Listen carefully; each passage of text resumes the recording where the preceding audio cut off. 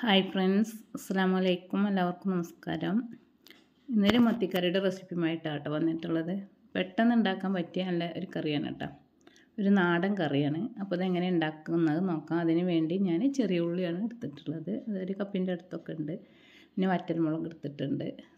അതൊന്ന് ക്രഷ് ചെയ്തെടുക്കണം. ചെറിയ ഉള്ളി ഒന്ന് ചതച്ചെടുക്കണം. പുളി വെള്ളത്തിലിട്ട് വെച്ചിട്ടുണ്ട് കേട്ടോ. തക്കാളി ഇടുന്നില്ല, പുളിയാണ് കാര്യമായിട്ടുള്ളത്. അപ്പോൾ അതിനനുസരിച്ച് പുളി എടുക്കണം.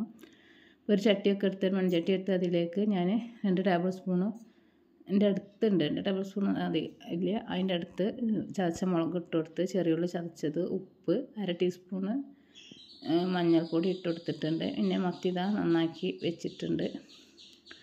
മത്തി ഇട്ട് കൊടുത്തിട്ടുണ്ട് കേട്ടോ. ചെറിയ മത്തിയാണ്, 1/2 കിലോ മത്തി ഉണ്ട് കേട്ടോ. ഇനി പുളിവെള്ളം ഒഴിച്ച് കൊടുക്കുക കേട്ടോ. അപ്പോൾ പുളി നമ്മളെ പുളിക്കനുസരിച്ച് ഒക്കെ എടുക്കുക. ചില പുളി നല്ല പുളിയൊക്കെ ഉണ്ടാവുമല്ലോ. അപ്പോൾ പുളിയൊക്കെ ഒഴിച്ച് കൊടുക്കുക കേട്ടോ. എന്നിട്ട് അതിക്ക് പാകത്തിന് നമുക്ക് കറിക്ക് വേണ്ട വെള്ളം ഒഴിച്ച് കൊടുക്കുക. പുളി പിഞ്ഞ് പോരാത്തതിന് കുറച്ച് പാകത്തിനുള്ള കറി എത്ര വേണ്ടതനുസരിച്ച് വെള്ളം ഒഴിച്ച് കൊടുത്ത് ഞാൻ കൈയായിട്ടൊന്ന് മിക്സ് ചെയ്ത് വെച്ചിട്ടുണ്ട് കേട്ടോ. ഇനി നമുക്ക് അടുപ്പത്ത് വെച്ച് ഒന്ന് വേവിച്ചെടുക്കാം കേട്ടോ. കുറച്ച് നേരം ഒന്ന് വേവിക്കാം കേട്ടോ. അപ്പോൾ ആദ്യം തീ കൂട്ടി വെച്ചിട്ട് പിന്നെ തീ കുറച്ച് വെച്ചിട്ടാണ് കേട്ടോ വേവിക്കുന്നത്. നല്ല തിളച്ചതിന് ശേഷം ഒന്ന് തീ കുറച്ച് വെച്ചതിന് ശേഷം പിന്നെ അതിലേക്ക് ഇനി മുളക് പൊടി ഇട്ട് കൊടുക്കുന്നുണ്ട് കേട്ടോ. കാശ്മീരി മുളക് പൊടി ഇട്ട് കൊടുക്കുന്നുണ്ട്.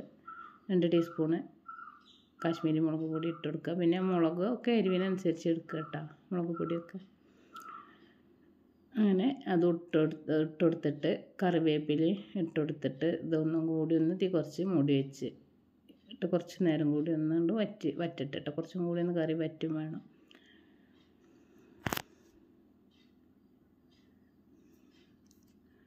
അങ്ങനെ ഇപ്പോൾ ഇതാ കറിയൊക്കെ പാകമായി വന്നിട്ടുണ്ട്. ഇനി തീ ഓഫാക്കി ഇനി അതിലേക്ക് കുറച്ചും കൂടി കറിവേപ്പില ഇട്ട് കൊടുത്ത് കുറച്ച് വെളിച്ചെണ്ണ ഒഴിച്ച് കൊടുക്കട്ടോ. അല്ലാതെ ഇതിലിനി വേറെ നമ്മൾ ഉള്ളി മൂപ്പിച്ചിടുന്നൊന്നുമില്ല, പച്ച വെളിച്ചെണ്ണ മാത്രമേ ഒഴിച്ച് കൊടുക്കുന്നുള്ളൂ. ഇനി അതവിടെ ഇരിക്കട്ടെ കുറച്ച് നേരം. അപ്പോൾ അതാ നമ്മളെ മുളക് കറി നല്ല ടേസ്റ്റുള്ളൊരു കറിയാണ് കേട്ടോ. എന്നാൽ ശരി, അസ്സലാമു അലൈക്കും.